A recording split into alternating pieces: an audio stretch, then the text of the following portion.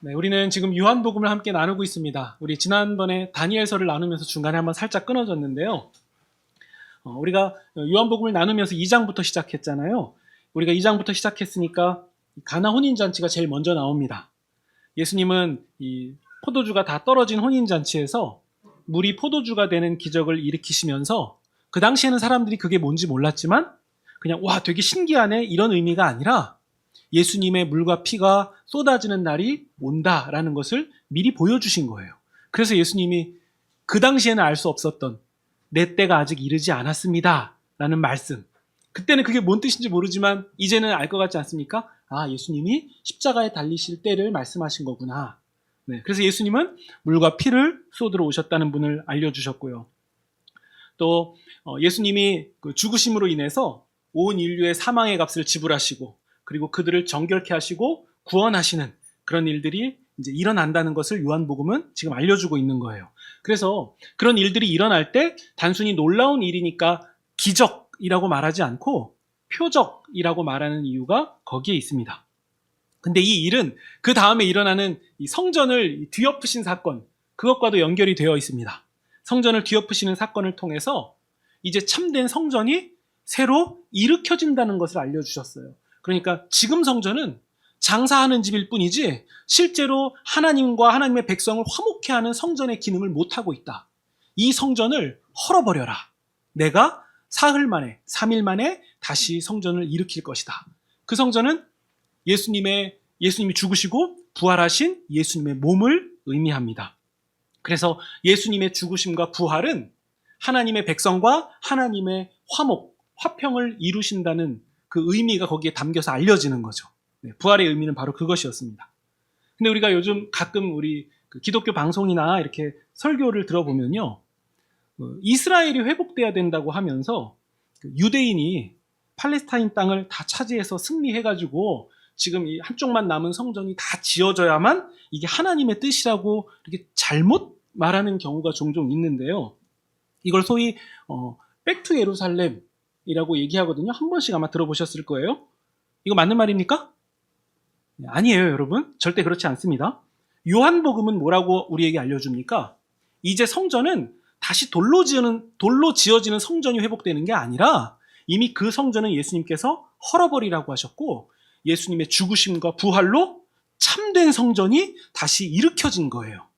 그 예수님이라는 머릿돌 위에 우리가 벽돌이 되어서 하나씩 하나씩 차곡차곡 쌓여졌기 때문에 이 교인들이 성전이 되는 거예요. 그러니까 이 교인들의 모임인 성전을 두고서 또 다른 벽돌 성전이 지어져야만 하나님의 뜻이라고 가르친다면 성경과 전혀 다른 가르침이에요. 예수님은 분명히 말씀하십니다. 그 성전을 헐어버려라. 그러니까 우리가 그 돌로 지어진 성전의 회복, 그리고 유대인들이 무슨 팔레스타인 땅을 다시 차지하는 게 하나님의 뜻이다, 이런 얘기를 할 때에는 여러분 경계하셔야 됩니다. 그러니까 좀 심하신 분들은 유대인들이 전쟁에서 승리해서 예루살렘 장악하고 성전 다시 짓고 뭐 이렇게 돼야만, 그러니까 유대인들이 잘 돼야만 하나님의 뜻이다, 이렇게 가르치는데요. 전혀 그렇지 않습니다. 여러분, 하나님의 뜻은 유대인이 잘 되는 게 아니라 사륙이 멈추는 거예요. 전쟁이 멈춰지는 거예요. 하나님의 존귀한 하나님의 형상인 생명이 공격받지 않는 것이 하나님의 뜻이에요. 그가 유대인이든 뭐 러시아인이든 누구든 간에 다 보호받고 싸우지 않고 화평하고 화해하는 것이 하나님의 뜻입니다. 그러니까 이상한 개념에 흔들리시면 안 됩니다. 성전 얘기가 나온 김에 말씀드린 거예요. 그래서 우리 아까 가나 혼인잔치, 그리고 성전을 엎으신 사건, 그리고 그 다음에 니고데모 방문이 이어지죠. 유대교의 가장 스승인 니고데모도 예수님을 만나야 하고, 그리고 그 사건을 통해서 예수님이 모세가 광야에서 놋뱀을 든 것처럼 예수님도 들려야만 한다. 그 일을 통해서 우리가 성령으로 거듭나는 일을 경험하게 될 것이다. 네. 그 얘기를 니고데모를 통해서 하셨고요. 그래서 성령으로 다시 태어난 자들은 하나님 나라에 들어갈 수 있다. 지금 다 우리 얘기하고 있는 거예요. 예수 그리스도를 믿은 자들은 성령으로 거듭난 자예요. 그래서 하나님 나라에 들어갈 자가 되었다는 것을 니고데모와 예수님의 대화에서 우리가 알 수 있는 거고요. 그 다음에 이어지는 것은 세례 요한 사건이죠. 사람들이 저 사람이 그리스도인가? 되게 신기하네. 저기 놀라운 분을 봐 라고 할 때 세례 요한은 다 자르고 이렇게 얘기합니다. 아니라고.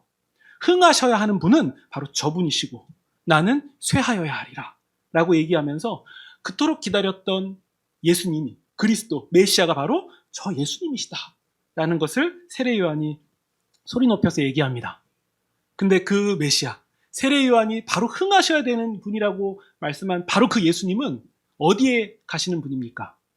버려진 땅, 비참한 삶을 살고 있는 수가성 사마리아 여인에게 가십니다. 그 여인을 만나시고 그 여인에게 관심을 가지시고 그 여인과 그 버려진 땅의 사람들이 예수님을 만나고 영원히 목마르지 않는 물을 마시도록 인도받기를 간절히 원하시는 분이에요.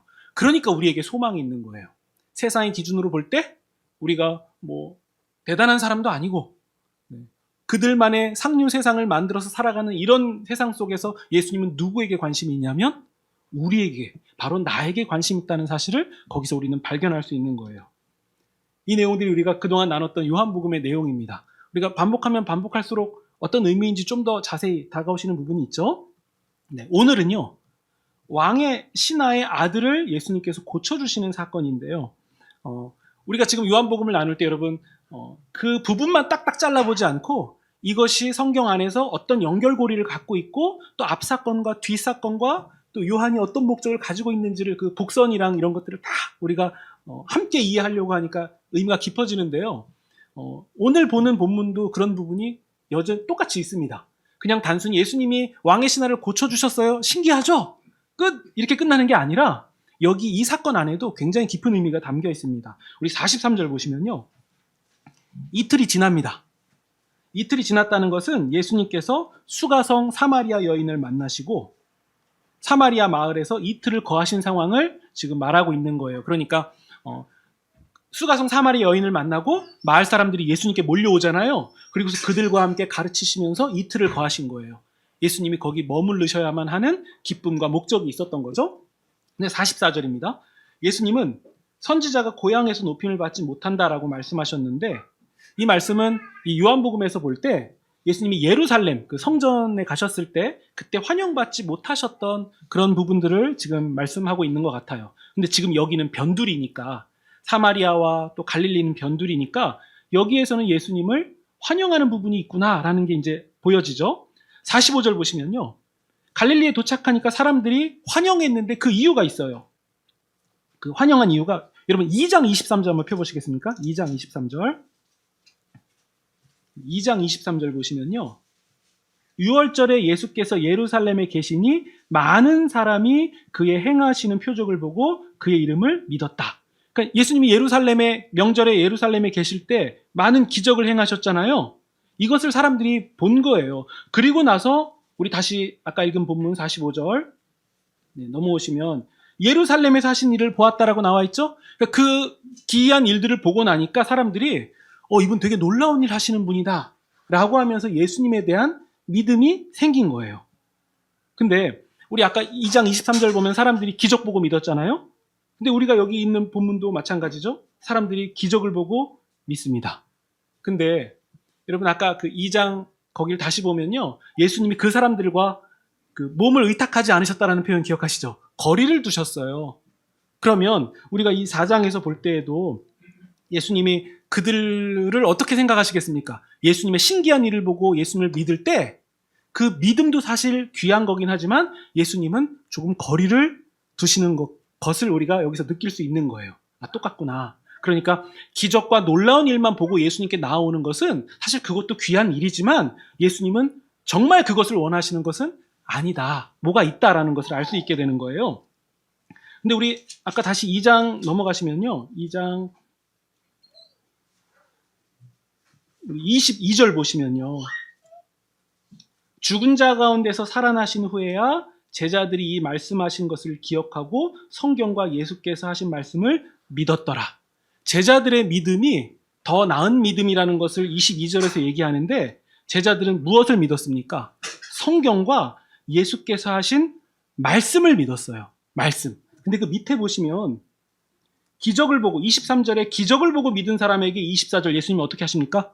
몸을 의탁하지 않으세요. 그러니까 두 가지가 좀 나눠지는 게 보이셔야 돼요. 예수님의 성경과 예수님의 말씀을 믿은 제자들의 믿음을 좀 더 높게 평가하고 있는 거고요. 기적을 보고서 예수님께 믿은 사람들에게는 예수님이 몸을 의탁하지 않으세요. 이 구도를 일단 머리에 잘 갖고 계세요. 혹시 어려우십니까? 네. 그러니까 예수님의 말씀을 믿은 믿음을 예수님이 좋게 평가하시는 거고, 기적을 보고 나온 믿음에게는 조금 거리를 두고 계신 이 구도예요. 그리고서 우리 4장으로 다시 넘어오겠습니다. 4장 45절을 보시면, 여기서도 표적을 보고 예수님을 영접하는 것은 좋은 건데요, 예수님이 거리를 두신다는 것을 우리가 알 수 있어요. 그리고 46절 보시면, 예수님이 가신 곳은 갈릴리 가나인데 전에 물이 포도주로 된 그 일을 하신 그 장소예요. 여기서 왕의 신하의 아들이 아픈데 가버나움에서 병들었어요. 47절.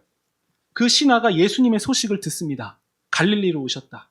그러니까 이 신하가 예수님이 오셨다는 소식을 듣고서는 예수님께 찾아와서 아들을 고쳐달라고, 내 아들이 죽게 되었다고 사정을 해요. 네. 근데 왕의 신하는 예수님을 어떻게 찾아왔을까요? 48절 보시면 예수님이 이렇게 말씀하세요. 너희는 표적과 기사를 보지 않고는 믿지를 않는다.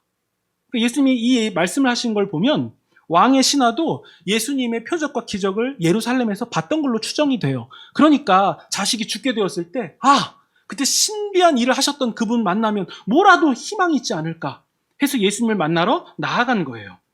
49절 보시면요. 표적과 기사를 보지 않고는 믿지 않는다는 예수님의 말씀. 이 말씀은 신하의 간절한 요청을 뭔가 거절하는 듯한 느낌을 주세요. 근데 신하는 간절했죠. 그래서 주여, 내 아이가 죽기 전에 내려오소서. 그러니까 가버나움으로 같이 내려가소서. 이렇게 간청합니다. 그때 50절 보시면요. 예수님이 어떻게 하시냐면 같이 가시는 게 아니라 돌아가라. 너의 아들이 살 것이다. 이렇게 말씀만 하세요. 그러면 여러분, 여기서 일반적으로 생각할 때 신하는 어떻게 해야 돼요? 아니, 그렇게 말씀하지 마시고 좀 같이 가서 뭐라도 좀 해주세요. 이렇게 반응이 나와야 되는 거 아닙니까? 근데 신하가 뭐라고 얘기하냐면요. 50절 끝부분 보세요. 예수께서 하신 말씀을 믿고 가더라. 뭘 믿었죠? 말씀을 믿고 간 거예요. 그러니까 처음에는 예수님의 표적과 기사를 보고선 예수님께 그 믿음을 가지고 나아갔어요. 근데 예수님이 너희는 그것만 보고 나를 믿는다라고 얘기하세요. 근데 이번에 그 신하가 어떻게 변해가냐면 이제는 낫는다라는 말씀을 믿고 가는 이런 믿음의 점진적인 성장이 이 안에서 보여지고 있는 거예요. 굉장히 의외죠. 어떻게 이렇게 되는 게 가능했을까? 아마도 내적인 어떤 변화가 그에게 왔던 것이 분명합니다. 우리 51절 보면요. 진짜 말씀을 믿고 갑니다. 그러다가 가는 중에 아픈 아들이 있는 그 가버나움으로 가는 길에 종들을 만나요. 근데 종들이 기쁜 소식을 알려줍니다. 아이가 살아났습니다. 52절. 언제 살아났냐고 물어봐요. 확인합니다. 어제 7시에 열기가 떨어졌습니다. 그러자 53절. 그 시간은 예수께서 너의 아들이 살아있다고 말씀하신 바로 그때였습니다. 지금 여러분 본문을 자세히 보시면 말씀을 계속 강조하고 있지 않습니까? 우리가 그냥 얼핏 보면 예수님이 놀라운 일 했대 라고 하면서 우리도 표적과 기사만 보고 넘어갈 수 있는 본문이에요.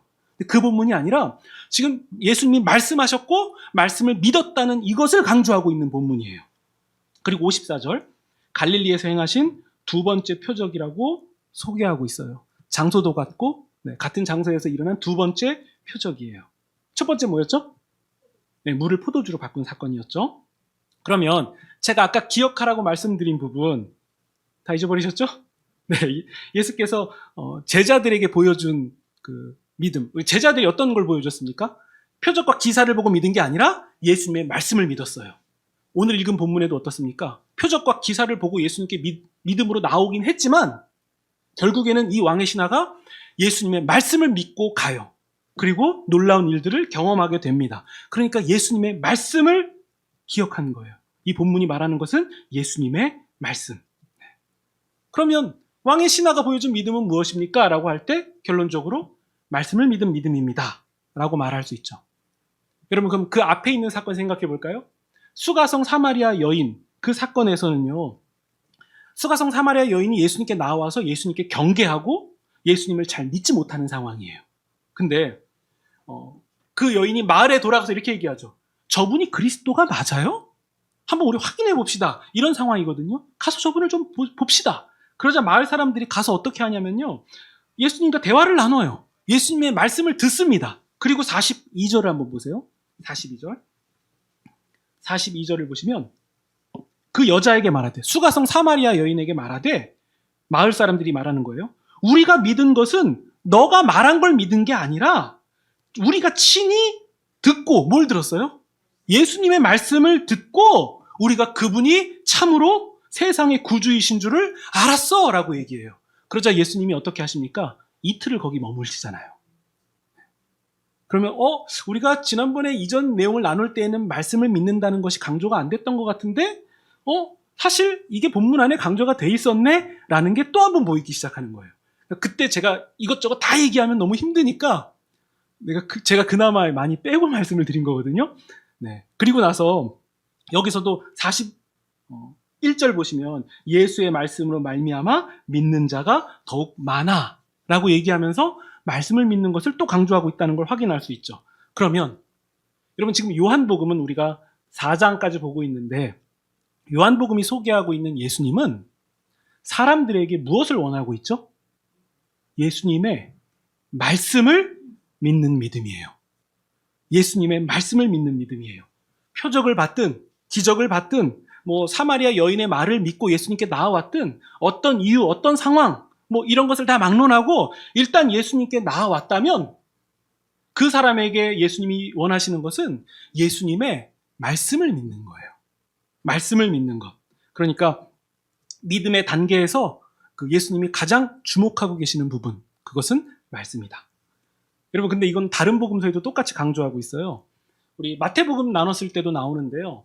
변화산에서 예수님이 이제 십자가 지시기 전에 변화산에서 그 모세와 엘리야와 함께 대화하는 장면이 나와요. 이때 베드로가 너무 놀라운 거예요. 아니, 우리가 역사 속에서 그 위인으로 알았던 모세와 엘리야가 예수님과 대화하네? 이게 너무 황홀한 상황을 경험하니까 베드로가 이런 말을 해요. 우리 여기서 장막을 지어서 그냥 여기서 삽시다 라고 얘기를 해버려요. 자기가 어떻게 해야 될지 모르니까 너무 황홀해서 그런 얘기를 한 거예요. 그러자 하늘에서 어떤 소리가 나냐면요. 내 사랑하는 아들이요 내 기뻐하는 자니 너희는 그의 말을 들으라. 그 경이로운 장면을 경험할 때에도 하늘에서는 어떤 소리가 들리냐면 그의 말을 들으라. 여러분, 신자에게 중요한 것은 예수님의 말씀을 듣는 거예요. 예수님의 말씀을 믿는 거예요. 지금 이 본문은, 성경은 이 부분을 굉장히 강조하고 있는 거예요. 우리가 지금 나누는 내용은 두 번째 표적이죠. 첫 번째 표적에도요, 사실 이 말씀이 나옵니다. 여러분, 가나 혼인잔치 한번 생각해 보세요. 마리아가 예수님께 그래요. 포도주가 다 떨어졌다고. 그래서 예수님이 호의적이지 않아 보이는 말씀을 하세요. 나와 무슨 상관이 있습니까? 그냥 예수님이 어차피 바꾸실 거 그냥 바꿔주시면 되는데 나와 무슨 상관이 있습니까? 왕의 신하가 왔을 때는 어떻게 하시죠? 너희는 표적과 기사만 보고 믿는다. 그냥 낫게 하셔도 되는데 이렇게 호의적이지 않으신 표현을 꼭 한 번씩 하세요. 그럼에도 마리아는 하인에게 뭐라고 얘기하죠?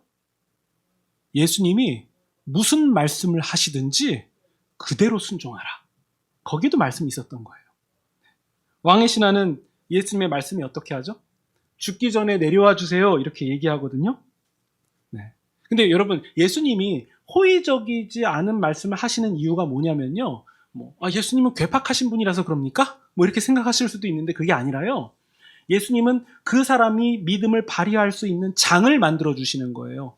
그러니까 이 사람이 달리기 잘하는지 못하는지를 알려면 달리기에서 초제는 그런 시험의 장을 만들어야 이 사람이 빨리 달릴 수 있는 능력이 드러나듯이 내 때가 아닙니다 라고 할 때 믿음이 없으면 아이고 그러네요 이렇게 되지만 믿음이 있으면 저분이 저렇게 말씀하셔도 뭐라고 하시든지 그대로 순종해라. 다른 복음서에도 그러잖아요. 난 이스라엘의 잃어버린 양에게 왔어. 나는 이방인에게 온 게 아니야. 그때 나는 이방 개들에게라는 표현을 쓸 때에도 그 여인은 뭐라 그러죠? 개들도 부스러기를 먹지 않습니까? 그러니까 믿음의 장을 만들어 주시는 거거든요. 근데 그 신하가 예수님께서 믿음의 장을 보여주실 때 너희는 표적과 기사만 보고 믿는도다라고 할 때 예수님을 더 붙드는 거예요. 그래도 내려와 주십시오. 그래도 내려와 주십시오. 그리고 나서 일의 결과가 어떻게 됩니까? 제자들이 가나 혼인잔치를 보고서는 믿었다라고 그 사건이 끝나요. 왕의 신하 사건은 어떻게 끝납니까? 신하와 그의 가족이 믿었더라 해서 믿음으로 끝납니다. 그러니까 왕의 신하 이야기에서도 예수님의 말씀을 믿는 것이 가장 중요한 것이고, 가나 혼인잔치도 마찬가지예요. 예수님이 무엇을 말씀하시든지 그대로 하라. 자, 그럼요. 이 이야기들을 우리가 함께 이해하면 예수님을 믿는다는 것은 무엇을 말하는 것이냐면 예수님의 말씀대로 순종하는 것을 말해요. 그래서 주여 주여 하는 자마다 다 천국에 들어가는 것이 아니라, 여러분 누가 들어갑니까? 하나님 아버지의 뜻대로 행하는 자가 들어가는 거예요. 믿음이란 믿습니다 주님 이렇게 말로 해서 끝나는 게 아니에요. 그 고백도 존귀한 거지만 예수님이 원하시는 것은 그 자리가 아니에요. 그분의 말씀을 따라서 살아가는 삶을 말하는 거죠. 우리 요한복음 1장 1절을 보실까요? 네, 요한복음 1장 1절입니다. 우리가 잘 알고 있는 구절이잖아요. 우리 1장 1절 우리 함께 읽겠습니다. 시작. 태초에 말씀이 계시니라. 이 말씀이 하나님과 함께 계셨으니 이 말씀은 곧 하나님이라. 네. 태초에 말씀이 계시니라. 그 말씀이 하나님과 함께 계신 말씀이에요. 예수님을 의미하는 거거든요. 이 말씀은 곧 예수님이시자 하나님이시다. 그러니까 여러분, 말씀이신 예수님께서 말씀하시기 때문에 말씀을 믿고 순종하는 거에 대한 얘기를 하고 있는 거예요. 그렇죠? 굉장히 의미가 깊죠? 말씀이신 예수님께서 말씀하시기 때문에 우리가 그 말씀을 듣고 믿고 순종하는 것, 이것을 한 단어로 바꾸면 뭡니까? 구원이에요.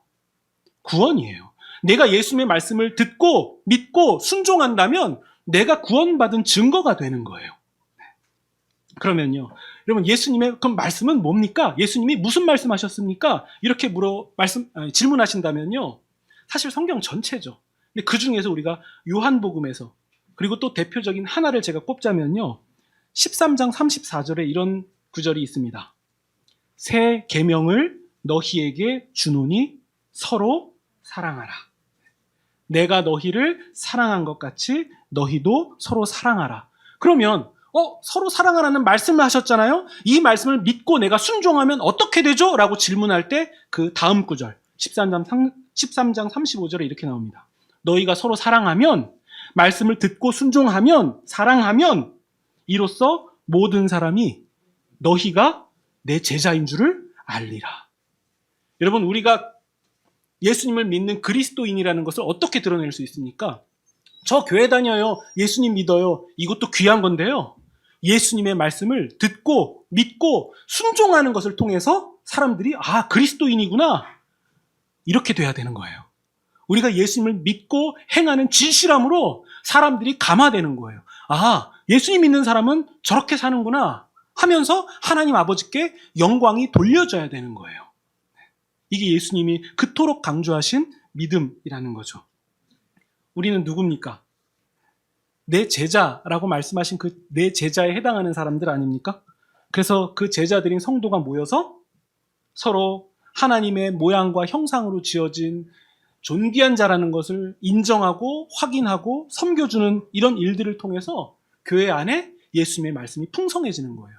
우리가 이렇게 주일에 예배당에 모였을 때 안타까운 것은 마치 극장식의 예배를 드리잖아요. 제가 여기에 있고 제가 무엇을 하는 사람이라서 보는 것 같은 구도로 이렇게 예배가 드려지지만, 이건 형식이 대중을 대상으로 하는 예배이기 때문에 이게 최적이라서 이렇게 드리는 거지, 실제로 우리는 예배가 마친 후에 서로를 바라보면서 안부를 건네면서 이 사람이 하나님의 모양이요 형상이라는 그 존귀한 사실을 인정하고 내가 그 인정을 받기도 하고 하면서 우리 안에 사랑이 풍성해지는 거예요.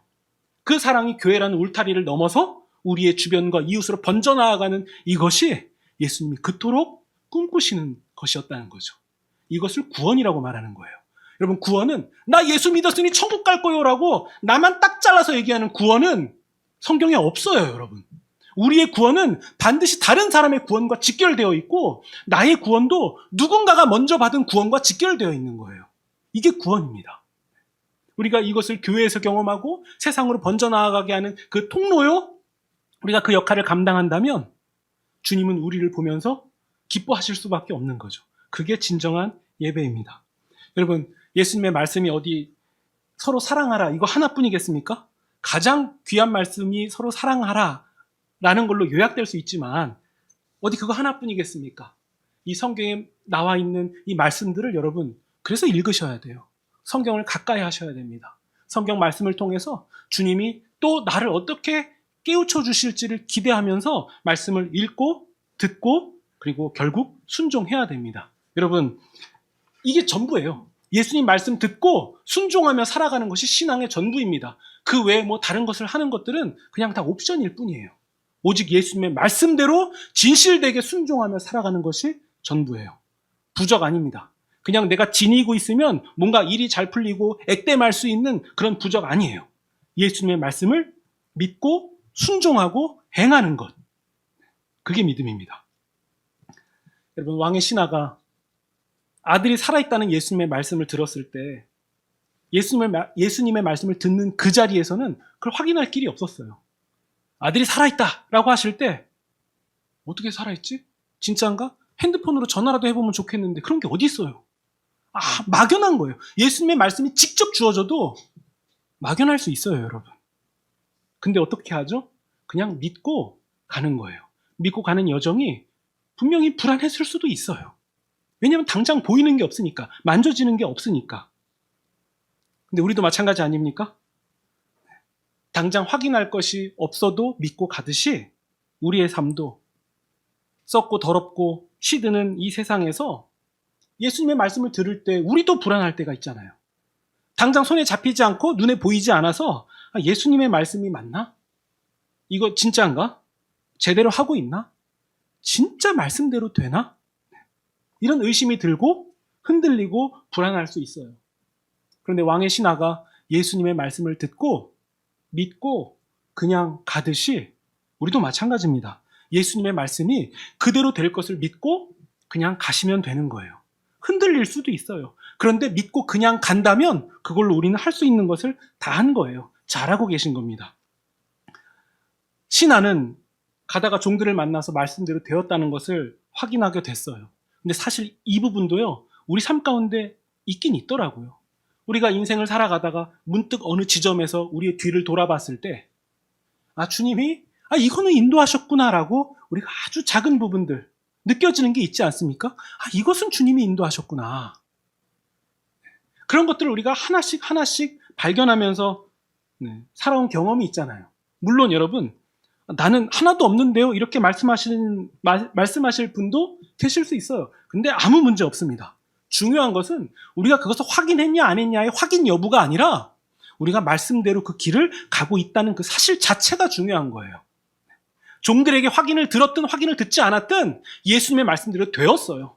우리가 확인이 되든 안 되든 그냥 신앙의 길 위에 서 있으면 그거 다 된 거예요. 흔들려도 괜찮아요. 불안해도 괜찮습니다. 우리는 흔들리지 않는 주님을 바라보는 사람들이기 때문에 내가 안 흔들린다고 안심하는 게 아니라 흔들리지 않는 주님을 보기 때문에 안심할 수 있는 거죠. 그 길의 끝은 어디입니까? 베드로는 이렇게 말합니다. 믿음의 결국 곧 영혼 구원이라. 우리가 이 길을 지금 가고 있는 거예요, 여러분. 흔들려도 괜찮은 이유는 예수님의 길을 우리가 가고 있다는 사실 그 자체 때문이죠. 우리가 앞으로 요한복음을 통해서 계속 예수님의 말씀을 배우게 될 것입니다. 그 말씀은 결국 우리를 다시는 목마르지 않는 영생하는 영생이 솟아나는 그 샘물로 인도할 것입니다. 그래서 말씀을 믿고 순종하며 또 말씀을 사모하면서 이 한 주를 믿음으로 살아가시는 그런 저와 여러분이 되시기를 주님의 이름으로 축원드립니다.